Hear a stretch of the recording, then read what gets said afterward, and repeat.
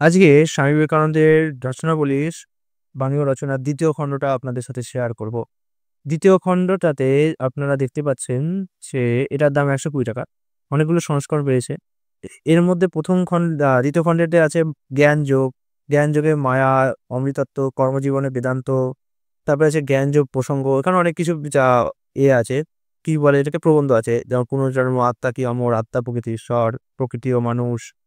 আর Harvard বিশ্ববিদ্যালয়ে বেদান্ত ইত্যাদি অনেক বিষয়ে রয়েছে। এখানে একটা ছবি রয়েছে স্বামীজির। মায়ার ব্যাপারে রয়েছেন, মায়া, মায়ার ব্যাপারে। মানুষের যথার্থ স্বরূপ,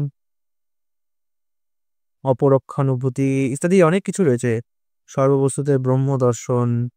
ব্রহ্ম হচ্ছে ভগবানের রশ্মি-ছটা। ভগবানের যে আ ভগবানের দেহ থেকে নির্গত যে রশ্মি তাকে ব্রহ্ম বলা হয়। ঠিক আছে? ব্রহ্মে আনন্দ আছে কিন্তু রস নেই। মানে ব্রহ্মে আপনি আনন্দ পাবেন। বাট আর রস পেতে গেলে তো আপনাকে আরেকজন লাগবে। উদাহরণ হিসেবে আপনি সিনেমা দেখতে গেছেন। যদি একা সিনেমা দেখেন তাহলে আপনি আনন্দ পাবেন। কিন্তু যদি আপনার বন্ধুর সাথে আপনি সিনেমা দেখতে যান তাহলে আনন্দের সাথে রসও পাবেন।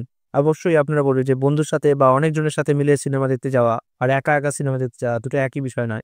তো যারা ব্রহ্মানুভূতি চায় বা ব্রহ্মে লীন হয়ে যায়, তারা ব্রহ্মে আনন্দ তো পায়, কিন্তু রস যেহেতু পায় না, তাই জন্য তারা আবার ব্রহ্ম থেকে নিচে নেমে আসে পুনরায় এবং তারপরে তারা যোগী হয়ে জন্মায়। কেউ ভক্ত হয়ে জন্মগ্রহণ করে।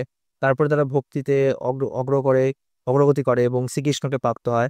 তো যারা রস পেতে চায় যে আদান-প্রদান, আর রস কি আদান-প্রদান। যেমন মা শিশুর সাথে আদান-প্রদান করে। মা শিশুর সাথে কখনো বাচ্চা হয়ে যায়, খেলতে থাকে। যেমন আমরা ভাবি যে ভগবান যখন নেমে আসেন তখন কি করে তিনি এরকম বাচ্চাদের মতো করতে পারেন। শ্রীকৃষ্ণকে কেউ ভগবান হিসেবে মানেই না, কারণ তিনি জন্মগ্রহণ করেছেন বলে সবাই বিশ্বাস করেন। বাট শ্রীকৃষ্ণ কিন্তু জন্মগ্রহণ করেন না। তিনি উদিত হন। তিনি জন্মলীলা করেন বাট জন্মগ্রহণ করেন না।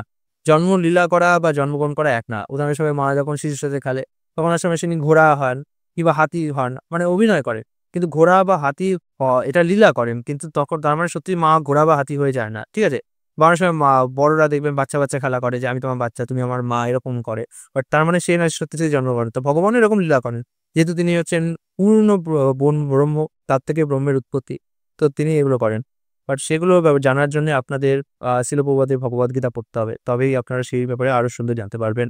ঠিক আছে? আমার প্রাথমিক স্তরে ভক্তিতে আসার প্রাথমিক স্তরে এই বইগুলো আমি পড়েছিলাম এবং এই বইগুলো পড়ে সত্যি কথা বলতে কি মানে ভক্তিতে অত ভক্তি তো পাইনি।